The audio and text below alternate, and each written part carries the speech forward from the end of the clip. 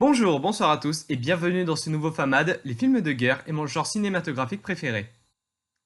Ouais, je ne tourne pas autour du pot très longtemps. En effet, c'est un genre qui regroupe de l'action, du drame, de l'horreur, de l'épique et même des messages de fond intéressants. Le contexte de n'importe quelle guerre est un excellent support pour faire d'excellents films. Dans le cinéma, 4 guerres se démarquent de par leur nombre de longs métrages. On a tout d'abord la Première Guerre mondiale, dont le nombre de films n'est pas très élevé. On a bien sûr Les Sentiers de la Gloire de Stanley Kubrick, qui est très bon. Mais en termes de films cultes, on n'a pas grand chose de plus à se mettre sous la dent. On peut tout de même noter un retour de cette période avec des films comme Wonder Woman, War War là-haut, et même par le jeu Battlefield 1. On a ensuite la Seconde Guerre mondiale, et qui là, en termes de nombre de films, c'est la fête à la saucisse. Tu ne me crois pas? Eh bien écoute ça.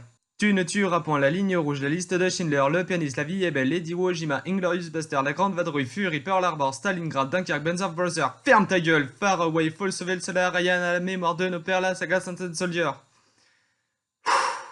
Ouais, la guerre, c'est pas cool en vrai, mais c'est cool dans le cinéma.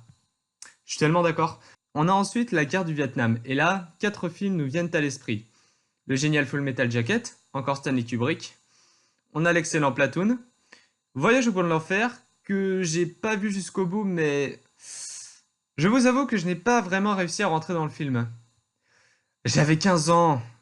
Et bien sûr, Apocalypse Now, la Madeleine de Proust de beaucoup de cinéphiles, l'un des plus grands messies cinématographiques que j'ai pas vu. Que je rattraperai bien sûr dans de très bonnes conditions, mais voilà, que j'ai pas vu. Mais oui, mais je peux pas tout voir non plus.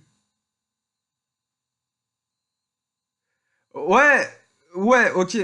Je te permets pas de me juger. Et puis j'en parle vite fait, on a la période de la guerre d'Irak et d'Afghanistan, dont le meilleur film est pour moi Des Mineurs. Mais non putain, pas ce Des Mineurs, voilà. Dans cette vidéo, c'est la Seconde Guerre mondiale qui nous intéressera, et je vous parlerai de l'un de mon film préféré, Far Away. Sorti dans l'indifférence la plus totale en 2011, c'est un vrai scandale. Far Away est un film de guerre coréen inspiré de faits réels, et pour ne pas vous spoiler, je ne m'arrêterai qu'à la fin du premier acte. Nous suivrons au cours de cette guerre un Coréen du nom de Jun-Shin Kim et un Japonais du nom de Tatsuo Hasegawa.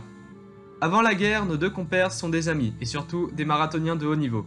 Il faut savoir que durant cette période, la Corée était dominée par les Japonais et il y avait de nombreux mouvements de révolte indépendantistes de la part des Coréens. C'est d'ailleurs un attentat coréen qui ôtera la vie du grand-père de Tatsuo. De par cet acte, nos deux protagonistes se détestent et vont devenir des rivaux dans cette course au trophée marathonien. Des années plus tard, en 1938 donc, une compétition va devenir cruciale puisqu'il s'agit d'une qualification pour les Jeux Olympiques. Jun-Shin Kim et Tatsuo Hasegawa vont s'affronter dans une course exaltante et c'est le Coréen qui finira par gagner cette course. Malheureusement, le jury tente de le disqualifier à cause d'une erreur qu'il n'a pas vraiment commise, enfin un gros bordel.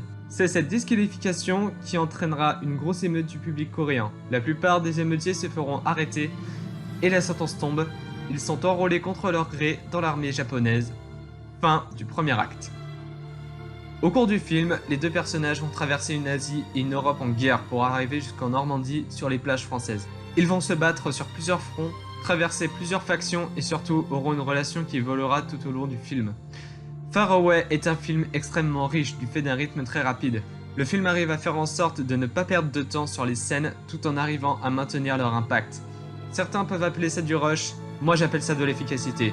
Les scènes durent ce qu'il faut et sont grâce à de nombreux points comme la réalisation, le jeu d'acteur, la musique et l'écriture, soit poignantes, soit palpitantes, soit totalement épiques. Là où le bas blesse, c'est que j'aurais aimé que ce rythme de montage ralentisse un peu lors des scènes d'action. Je les trouve un peu trop surcutés. C'est le seul gros défaut du film pour moi. En effet, j'aurais aimé voir des plans plus longs, aux mouvements de caméra plus complexes et davantage de plans d'illustration. Mais je vous avoue que je chipote un peu, ça ne m'a pas forcément dérangé lors du premier visionnage. Concernant la réalisation, je la trouve plus efficace que stylistique. On filme ce qu'il faut filmer, et le mieux possible, sans trop de mouvements de caméra, et si mouvement il y a, il faut qu'elle suive l'action le mieux possible.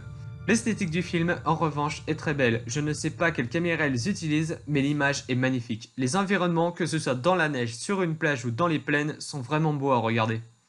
Pour moi, le pas assez difficile à franchir pour rentrer dans le film concerne le jeu d'acteur. Certains sont constamment en surjeu. Ils sont très bons, mais ça fait très théâtral.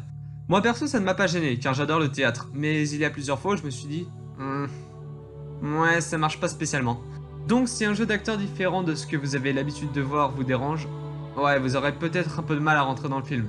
Par contre, si vous aimez la musique de film, là vous allez être conquis. Les compositions de ce film sont vraiment charmées. Même si, en soi, ça ne sort pas trop du registre de l'épique et de l'accomplissement de soi, il s'en dégage une telle puissance lorsqu'elle épouse la mise en scène qu'elle pourra rivaliser avec Hans Zimmer himself. Donc je vous le demande, faites le pas. Pour moi, c'est le film parfait pour découvrir le style du cinéma coréen qui a plein de choses à nous offrir. Ce film peut être lourd par instant, mais il déborde d'espoir. Perso, j'en suis ressorti bouleversé par la fin qui ne laissera personne indemne, mais le film nous laisse avec des derniers plans incroyablement beaux et positifs. Far Away varie les styles, passant à la fois par le cocasse, l'épique, l'horreur, le drame, l'héroïsme. Ce n'est vraiment pas facile à bouffer. Mais le premier acte, qui dure bien 30 minutes, est très léger et nous permet d'accepter le film tel qu'il est. Une fois le contrat passé, vous allez recevoir toutes les émotions du film sans que ce soit une mauvaise expérience. Et il y a des chances pour que ce film vous marque en profondeur et que vous soyez séduit par le cinéma coréen. C'est un genre assez spécial, mais qui a fait ses preuves et qui continue d'en faire. Du coup, c'est ce qui conclut cette vidéo, j'espère sincèrement qu'elle vous aura plu et que vous aurez la curiosité de voir ce film. Vous pouvez laisser un like et vous abonner, ça fait toujours plaisir. N'hésitez pas bien sûr à laisser un avis constructif sur ma vidéo, ça fait toujours plaisir de recevoir des avis. Et voilà, nous on se retrouvera prochainement pour une prochaine vidéo. Ciao!